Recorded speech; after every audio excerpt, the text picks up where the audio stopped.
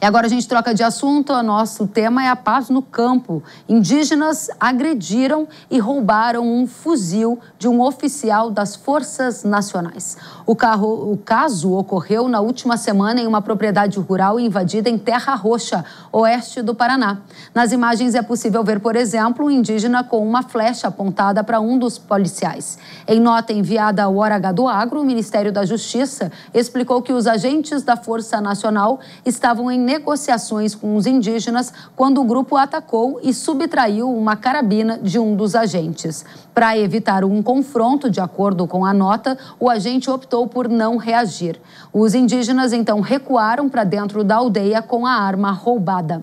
Ainda segundo a pasta, representantes da Polícia Federal e da FUNAI se deslocaram ao local para auxiliar nas negociações e o armamento então foi recuperado.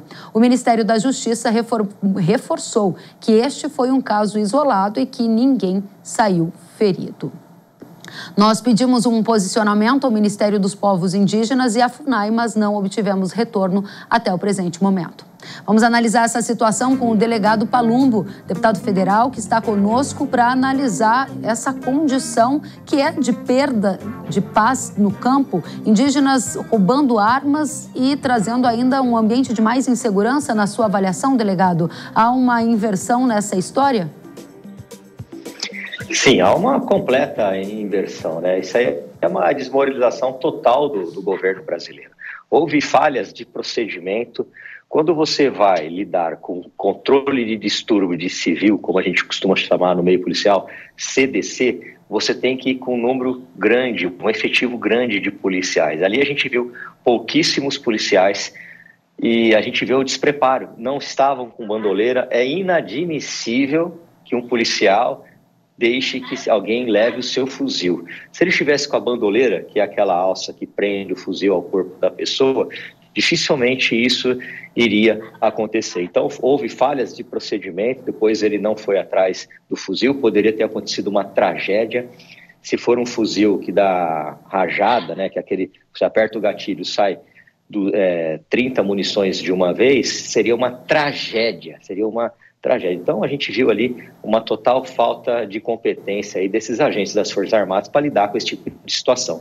Inadmissível um policial perder o fuzil. Esse tipo de situação quer dizer invasão de propriedade privada, perda da paz no campo e uma condição em que quem é dono dessa área se vê ainda mais fragilizado porque houve uma tentativa de reintegração de posse não bem sucedida. Essa é uma condição de exceção ou está de uma maneira mais generalizada acontecendo dessa forma em diferentes regiões onde se tenta reintegrar a posse de áreas invadidas? Olha, todas as vezes que tem reintegração de posse, é recomendável que vá a Polícia Militar através da tropa de choque, porque pode haver confronto.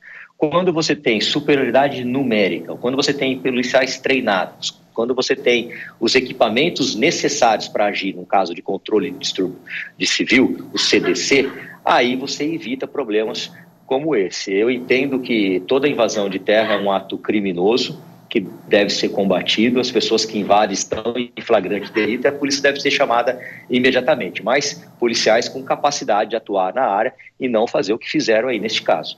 Delegado, como que esse tipo de história termina, hein? Ainda bem que não terminou em morte. Poderia ter acontecido morte dos dois lados, né? Tanto do indígena que pegou o fuzil, não sei se ele sabe manusear, não é tão simples assim manusear, mas se ele estivesse destravado e ele apertasse o gatilho, poderia ter acontecido uma tragédia, né? E do lado dos policiais também, que não revidaram, e agora eles vão fazer uma negociação, mas isso, para recuperar o fuzil. Mas isso é completamente desmoralizante para o governo, principalmente para as forças policiais e para a Força Nacional.